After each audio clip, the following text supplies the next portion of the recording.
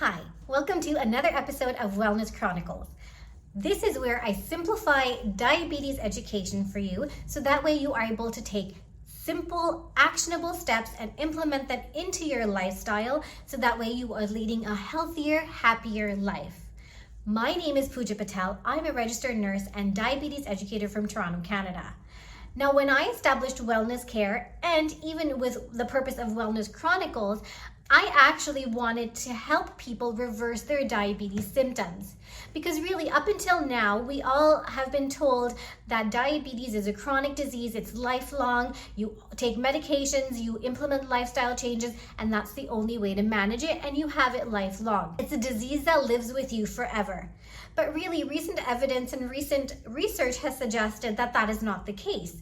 It is possible to reverse your diabetes symptoms. It is possible that you don't even have to take oral medication to manage this disease. So this is my purpose. I really want to help people to reverse their diabetes symptoms so that way they don't have to live with this diagnosis for the rest of their lives. Like I said, there is so much literature, there is so much research and so much evidence that has come to light about how to safely reverse diabetes symptoms, how to safely go into diabetes remission. In fact, the healthcare systems of UK, Canada, and America have implemented this into their system for the general population to access, which is so fantastic because the statistic of diabetes is growing so much all over the world, and it is a disease that is totally manageable, totally reversible. So I can speak to you about Ontario. So if you are a resident of Ontario, Canada, then it is covered by your healthcare system. It is covered by your OHIP card, where you go to this particular institution, and it's called Lifestyle RX, and they work with you with different options, and they treat you as to what option works best for you to be able to reverse your diabetes, so that way you don't have to live with that diagnosis for the rest of your life. Moving away from a medical model into a primary care model, I think it's such a great initiative to be able to get rid of that top-down medical model. What does the evidence say? Is reversing diabetes really possible? So yes, diabetes remission in patients with type 2 diabetes is absolutely possible. Because remember, patients with type 1 diabetes, they have an autoimmune disorder that is attacking their pancreas. So they unfortunately do have to take insulin for the rest of their lives. But patients who do have type 2 diabetes or pre-diabetes, absolutely, it is totally reversible. You can get off of those medications, and that is just with lifestyle. Because type 2 diabetes is mostly lifestyle related. So according to the Diabetes Canada 2024 guidelines, diabetes remission means that your blood sugar is within normal range or pre-diabetes range for at least 3 months. And that is without the use of diabetes medication. So if your A1C is under control, you are not using any diabetes medication to help your diabetes, and you do that for 3 months, you will be considered under diabetes remission. So it is important to differentiate that remission doesn't mean cure. You have not cured yourself of diabetes. For example, if you cut yourself, it heals, it will definitely heal, but it will leave a scar. Okay, and that is the same thing. Your body remembers. So if you do have diabetes, your body will remember that it did have diabetes, and it will be much easier for it to go back into that diabetic state if you do not continue with the lifestyle changes that you have implemented to reverse that diagnosis to begin with. So caution is very important if you are a patient who is in diabetes remission. You must continue with those behaviors that has helped you get to that point. So ultimately, it makes sense that lifestyle behaviors, your diet, exercise, alcohol intake, smoking, all of these lifestyle behaviors make or break the diagnosis of diabetes. So how do we get there? What is the criteria? Is it for everybody that has type 2 diabetes? Well, yes and no. So Diabetes Canada's 2024 guidelines actually suggest that obviously early intervention is better than late intervention, but these 4 populations have a great chance of remission. So first of all, you are not on insulin. Second of all, your blood sugars are not elevated. Third population is that you have been recently diagnosed within the past 6 years. So if you have had diabetes, or if you have had this diagnosis for the last 6 years or less, then it is absolutely possible for you to be part of the remission population. The fourth is that you do not have any diabetes-related complications, retinopathy, nephropathy in the kidneys, neuropathy in your toes and your fingers, okay? So you don't have any of these complications. So these are the four sort of studied populations where remission was absolutely possible. Okay, so let's talk about the literature. So there were 4 big randomized trials done around patients with type 2 diabetes, and the primary goal of these particular trials was for diabetes remission. So the first trial was done in the UK, which was called the DIRECT trial. Now these participants were diagnosed with diabetes for less than 6 years. So the program was that they were placed on energy replacements for about 12 weeks. And the result of that was about 46% of that population was in remission with lower A1Cs, and they were off of their glucose medication. The second randomized trial is called the DIADEM 1 randomized trial, which was done in the Middle East. And the patient population was patients who were diagnosed with diabetes for less than 3 years. So the UK study, the DIRECT study, was done with patients for less than 6 years.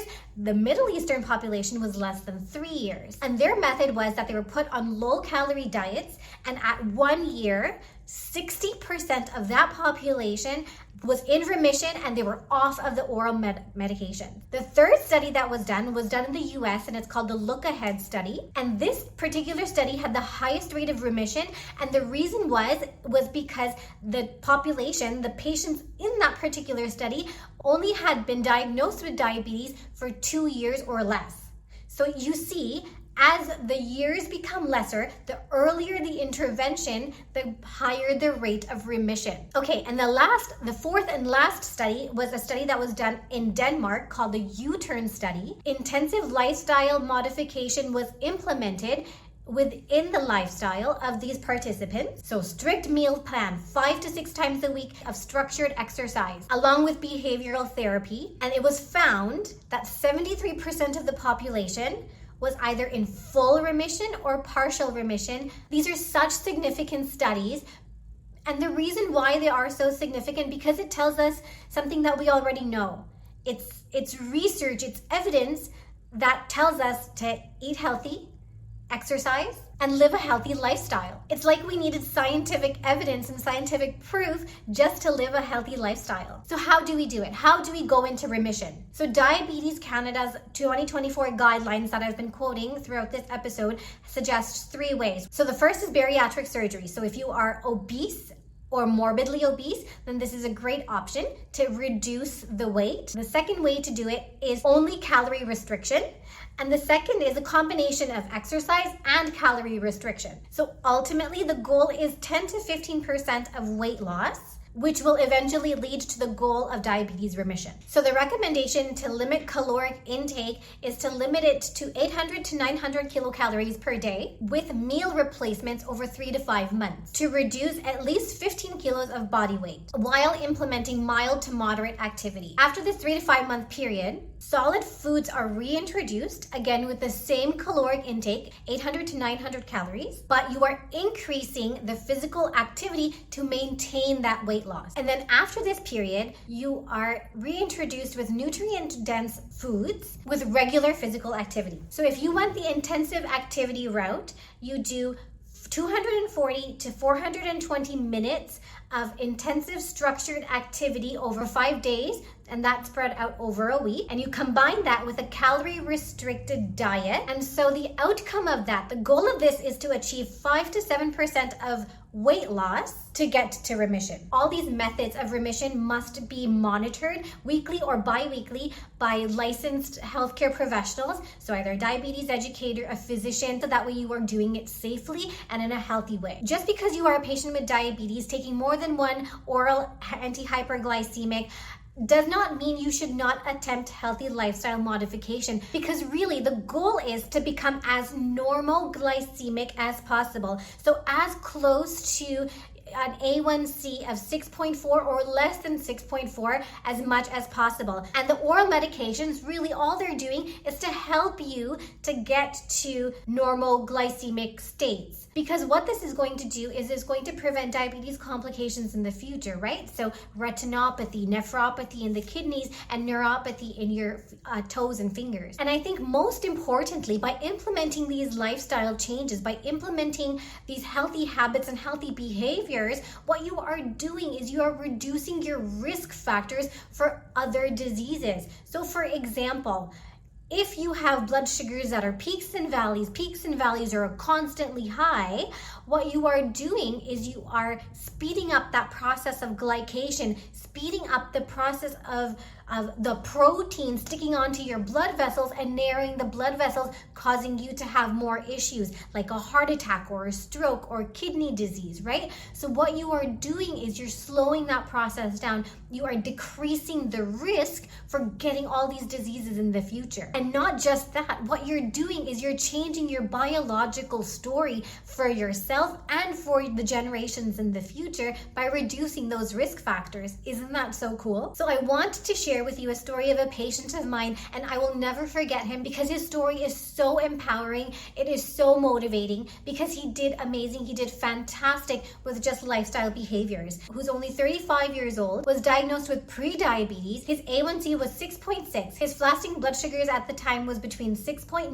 to 7.2 millimoles per liter, or that's about 124 to 130 milligrams per deciliter. And his waist circumference was about 40. And he had just gotten married. So for such a young man who had just gotten married, was just beginning to start his married life and his family life, he was really concerned about his health and he was really concerned with his diagnosis. So he really wanted to reverse his diagnosis. And that was very important to him because he wanted to be there for his children in the future. Needless to say, his family physician, he gave him 3 months to implement the lifestyle changes, bring all of those numbers down and within range, and then follow up in 3 months. So when he came to me, he was ready, he was motivated to put the work in. And so it was a pleasure to work with him because what I did was I made a textbook plan for him as to how to reverse his diabetes, and he followed that plan to a T. So the plan included decreased caloric intake, it included intensive structured activity 5 to 6 times a week, and a good night's sleep. These were the factors that I emphasized for him in the plan, and so he did exactly that. So he ate balanced meals, he went to the gym and he weightlifted 3 times a week, and he went to the gym about 5 to 6 times a week.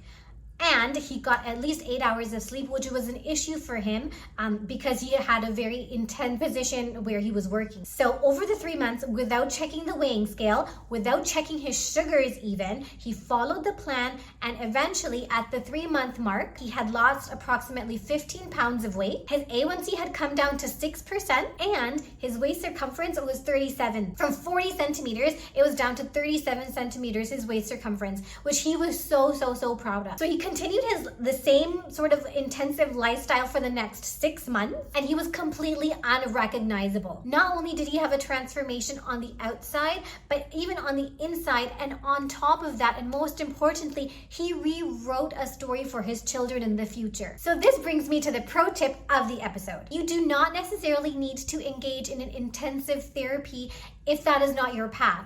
Okay, so if you feel like you can't do it, you need to take small steps at a time to have big impact. Absolutely go for it. But what is important is to actually get started. And whatever habit you decide to change, to stay as consistent as possible, because it's not perfection that we're aiming for consistency. So if you decide that you are going to limit sugar to 1 small piece of dark chocolate per day, that's it. Keep it at that. Stick to that. See how you feel. See what your energy is like. See what your focus is like over 1 week, and then keep going. That energy, that focus, that feeling will keep you motivated to keep going for the next 3 months. For the following 6 months, it will just help you keep going because you're doing so well. It's that reward system, that loop feedback that is getting you to being sustainable. You may not see results immediately, that weighing scale may not move immediately, but if you just stay at it, I am 100% sure that you will see results eventually in that weighing scale, it will have to move. Okay, so don't worry, the weighing scale is going to get there also. And most importantly, most importantly, is you are changing your biological story, not just for you, but also for your future generation, because you're modifying your risk factors and rewriting that story and choosing a quality of life. So thank you so much for listening to the episode all the way to the end. I really appreciate it. I think this episode, needless to say, has been such a call to action for you to just implement that one small step at a time, change one habit one day at a time for big impact in the future. Because really what we're looking for is changing that biological story, changing those risk factors that put you, your own health, your quality of life, and your future generations at risk. So we don't want that. We want to change that narrative. If you took away anything at all from this episode, don't forget to share and subscribe and share with your friends and family who might benefit from this information. To share and subscribe is absolutely free of cost. It helps me create more content that is evidence-based and create a happier, healthier community for us in the future, for all of us to rewrite our biological story that includes a healthy, happy life. So please, until next time, stay happy, stay healthy, stay kind.